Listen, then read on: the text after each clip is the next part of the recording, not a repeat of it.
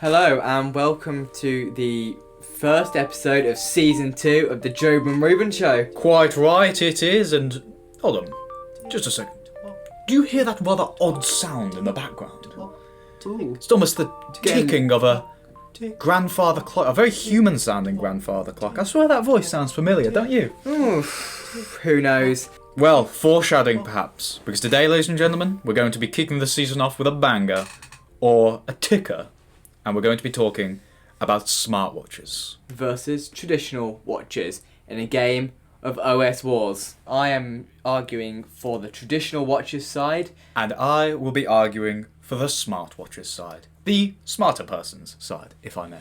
So, let's get going with a fair game of rock, paper, scissors. Rock, paper, scissors, shoot! Right then, I want to give a shout out to all the smartwatches there. You know, I wouldn't be here without your help. And there was a lot of help, because I believe wholeheartedly that smartwatches are the way to go. And I think a very important point is, smartwatches, they don't live alone, do they? A smartwatch can be a really important part of an ecosystem, whether that be the Apple ecosystem, if you're so inclined, the Google ecosystem. It doesn't really matter. And if you have it set up properly, they can work together in quite interesting ways. For example, of course, you have the Apple Watch. You can answer texts on your Apple Watch if you're so inclined. You can listen to music on it. You know, it really is an all-purpose device. And by pairing it with all this stuff, like, you know, your MacBooks, whatever the kids have these days, you can tap it next to the MacBook and, oh, boom, you've paid for something, or you've unlocked your MacBookie. You know, it really... It comes together really nicely to the point where if you have a bunch of these interactions day after day after day, they can really smooth out your life a bit. So, how would you respond to that? That kind of takes away the joy of life, going into normal everyday things. So if you can play music off your watch, then what will you do with your Walkman? Yeah, I mean, it's true. It is true. However, I think, you know, you got to accept that, you know, old technology is inevitably going to be obsolete, even your centuries-old Walkman.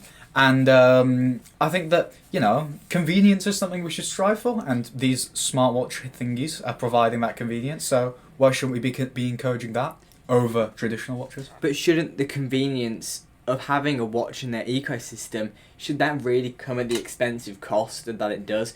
Because you may have your watch, but because your ecosystem functions will only work if you have everything else, causing you to have to pay and invest in a couple £1,000 laptop, hundreds of pounds in a phone, as well as the cost of an expensive smartwatch. Well, the thing is, most people out there, they already own, you know, a smartphone and obviously a laptop, maybe Apple one, maybe made by Samsung, you know, whatever. Nobody's really getting a smartwatch and then thinking, oh no, man, I've just bought a smartwatch here and I can't pair it to anything. Looks like I've got to buy a phone and a laptop.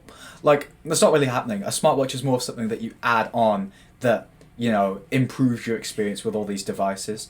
And, you know, why shouldn't you be able to do that if it provides that functionality that traditional watches just can't parallel? But the data security of having your watch connect to everything could be catastrophic.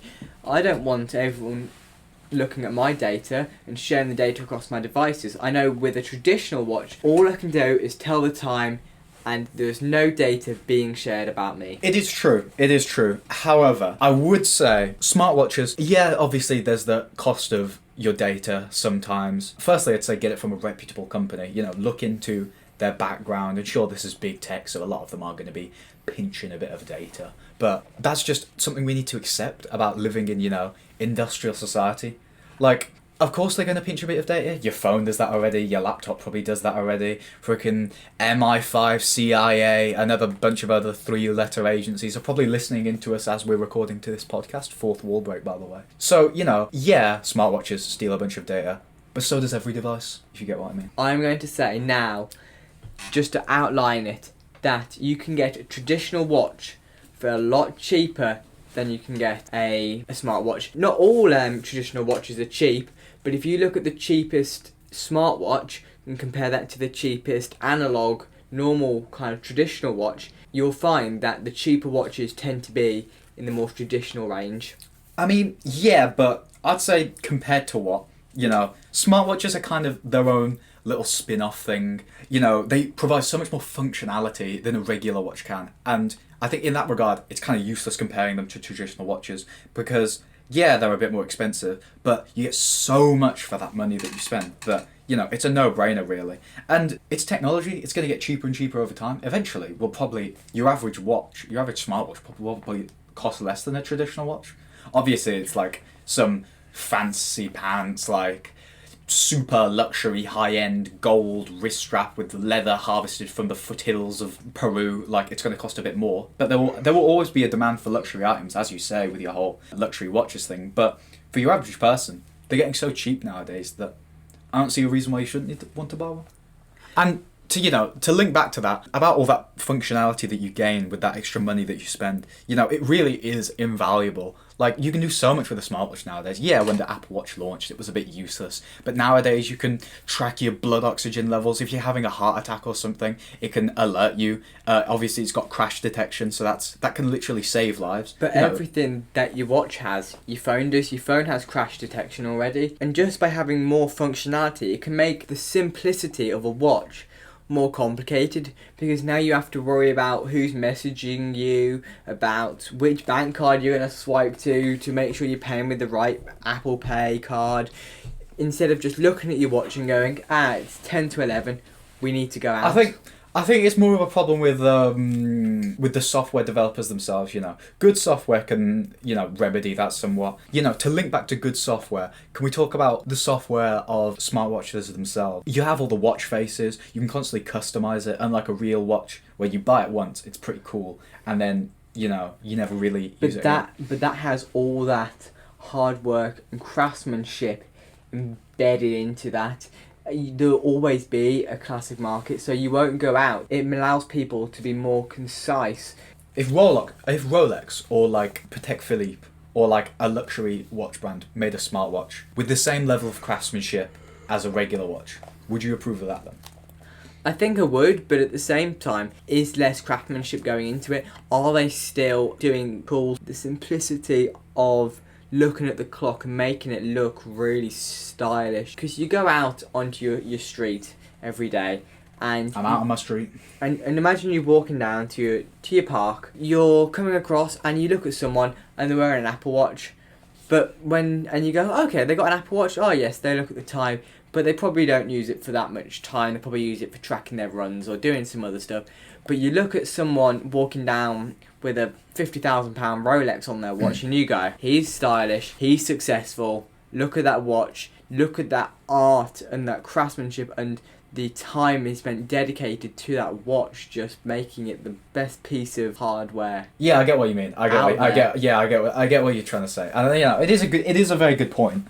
But I feel like really these like watch brands, they really just need time to catch on, because if we look at like, let's take Tesla's for example. You know, Tesla, you know, when it was this up and coming new car company, obviously electric cars were often seen as less powerful than real cars, less desirable than real cars. They weren't really seen as sports cars, they were seen as weak. It's like it was a compromise buying an electric car. But Tesla's made electric cars cool. And I think, yeah, that took a bit of time, but nowadays electric cars are even more desirable than regular cars. So I think we need to give these watchmakers time. Obviously, you know, they're going to need to work closely with the companies making the watches, but in time, I think it's inevitable that smartwatches will overtake traditional watches. So you feel that the natural evolution is to become a smartwatch? Yes, I think all these people banging on about how smartwatches and real watches are different products, they don't know what they're talking about. Fundamentally, both of their purposes are to tell the time and to provide services. And ultimately, if smartwatches can provide more services and tell the time in a more creative and fun way, as they do, people are going to choose that. But then there's always going to be a classical market. You look at cars. We're going back to your car. Yes, there are always bigger and better cars. Yet there was always someone driving around in their kind of like vintage car, and in places like France where they'll still be driving their 1999 Ford until it dies. People will still want that with the watch. They'll still use the watch. There'll always be that classic market. But we aren't making those 99 Fords anymore. Yeah, you know, they're like they're desirable because they're old and they're nostalgic. And I think that's really what traditional watches are. They're old and nostalgic. When you see someone wearing like a traditional watch, like a it's nice leathery band, intricate little watch face, what do you think of? You think of a classy old guy. You don't think of a hip modern guy when you think of traditional watches. Are more associated with old classy types, smartwatches, the new types. So I think, yeah, traditional watches will still have a style and some people will wear it, but ultimately for 90% of people who don't care about the fashion, smartwatches are the way to go. Just think about it. A smartwatch will always look nicer, but even though it's a natural evolution, does the battery life of having to charge it every single time really make it worth it? Hence why I feel the classic watch, there'll always be a market because the battery life will last for years. You don't have to worry about changing it, you can wear it overnight, so when you wake up in the middle of the night you don't have to stumble out your bed just to try and see what time it is because your watch is charging. You just turn your wrist over and there it is, your watch has appeared. I mean, I get what you mean, and I think for a lot of people, people in the military, long distance hikers, these watches are really going to come in handy. But, sure, it's not here yet. Smartwatches currently, they're not perfect, but they're getting better. Like we saw just recently, the Apple Watch Ultra, obviously. £800. Really, £800, yes. Which is but way too expensive. The technology in it shows a lot of potential for cornering that elite, market. The people who really need that average smartwatch battery life, 2 days. 2 days, yeah, that seems about right. Those people who need that battery life where it's actually an issue. Because for most average people, you should charge it overnight, as they do with everything. But surely the whole point of a watch is you don't have to worry about something dying. What's the point of a watch if you turn it up and it's dead? Surely the whole point of a watch is it's a convenient way to check the time. But if every time you pull your watch up and you get a notification saying low battery, or you're in the middle of your day, you're walking around your supermarket and you look at your watch and it goes, oh, there's no battery, how am I meant to know the time? Oh, I just have to pull out my phone now. It's just more, it's not easier, it's just drawing away from the fact of the sole purpose of a watch of telling the time. Well, I think that's a bit of a you problem, Ruben, because, nowadays most smartwatches have at least an all-day battery life, at least an all-day battery life. So, if you remember to charge it, then you're pretty much set, and as soon as that threshold is met, all-day battery life, it just stops being an issue, really. You have that battery to last you all day. I mean, yeah, battery replacements can be a bit fiddly, but they are with real watches as well. You gotta go to your watchman and you have to put the replacement battery cell in, all that kind of stuff. One more small thing, it really links back to the whole watches as a service kind of thing. Smartwatches encourage fitness. A lot. I know Apple Watches, sometimes they'll tap you on your wrist and say, oh, you're out. Is this a walk? Is this a nature walk? Is this a run or stuff? You can track your records and stuff. You've got all these running apps, Strava, whatever the cool kids are using nowadays. There's a lot of potential to help people be more fit and live more active lives. But I feel it puts pressure onto people to make sure they go out, which isn't always right. Yes, you need to be going out every single day, but some of that is just unnecessary pressure, and it can be really gimmicky to have all these notifications. Can I not just go out for a nice Sunday afternoon walk after this podcast has been recorded, just to enjoy it, not to share it on Strava saying, look at my Sunday afternoon walk? I just want to go out and enjoy nature, not have to feel the social pressure of recording everything I do and proving to everyone that I am fit and I am active, and I can just do it not because I'm forced to, but because I want to. I mean, it's about ironic that you're the one wearing the smartwatch and I'm not, but I think that, yeah, there is always the minority of people who don't really want that stuff, but you can just turn this stuff off in settings. A lot of people, they want this kind of this tracking and this social element to fitness and all these streaks and stuff, because ultimately gamifying it like this, it's going to make it more fun for people. And I think that leads into its own rabbit hole of how should we encourage people to be fit. But I think that a smartwatch for a lot of people can be a really important part of, you know, fitness for them. Yeah. Mm. I mean, it does have the upsides of being able to do stuff, but again, it's the pressure. How is a it's traditional gimmicky. watch going to keep up with that? It's not meant to. It's meant to have the sole purpose of being able to tell the time and look fashionable, and you have the variety of which watch you want to choose. And so when you go into a watch store, there'll be like 50, hundreds, thousands of unique watches, all unique to your style, your personality. So you could spend days looking at the perfect watch for you, something that really resonates with you, so you can kind of make the most out of it. So no matter whether you're a goth or a Broadway dancer, or really into jazz, or who knows, you could be in the next like Wall Street millionaire, there'll be a watch for you. I suppose so, but like, as I said, I think traditional watch companies will inevitably start making smartwatch stuff and smartwatch accessories, which will kind of negate that. And also, it's just a bit of like a flex market. Like, obviously, you know, we shouldn't...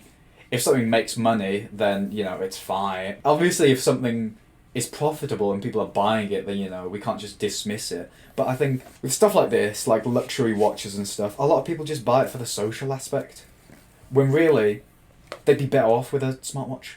Right, that was actually a pretty chill discussion. I mean, obviously I won, like, single-handedly. No. Traditional watches are 100% better. Fluff. No. All fluff, all No. waffle. Anyway, thank you very much for listening. Hope you enjoyed the first episode of Season 2. If you want more, make sure you follow wherever you're listening, so you're absolutely notified when we upload next. And if you have any good ideas, feel free to send them our way. Message us. Yeah. Yeah. Right, more ideas. You never know, your idea could be the next Job and Ruben podcast. Goodbye, thank you for listening to the Job and Ruben Show.